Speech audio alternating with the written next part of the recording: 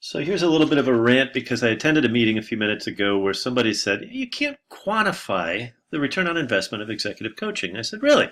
Why is that? Well, we can't. I said, really? Well, that's called ignorance.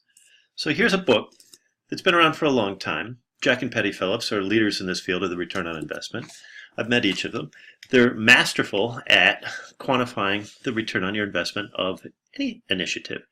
So how do you do it? There's typically two ways. One is quantitative and one's qualitative. They're equally used in most business environments. The quantitative looks at some KPI, a key performance indicator. It could be profit before and after, net profit. It could be expenses, direct and indirect. It could be the operational costs of whatever investment you make in your high potential leaders or your managers.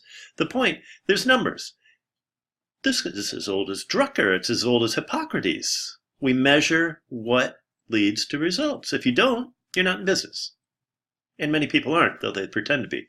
So what I'm getting at is that there's a quantitative measure that's critical. Don't ignore it. It's easy enough, and there's plenty of examples on my website of case studies with the specific details.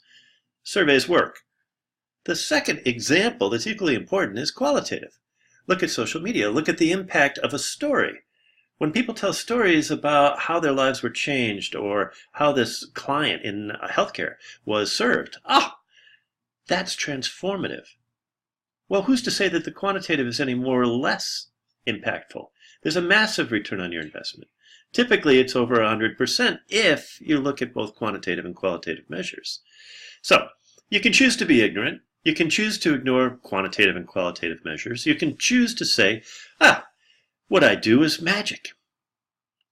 There's an art to coaching and consulting, absolutely. But that doesn't imply that there's not a science to the same. So I invite you to embrace both when you look at the ROI of any investment. Thanks. Let's be real, or let's not play.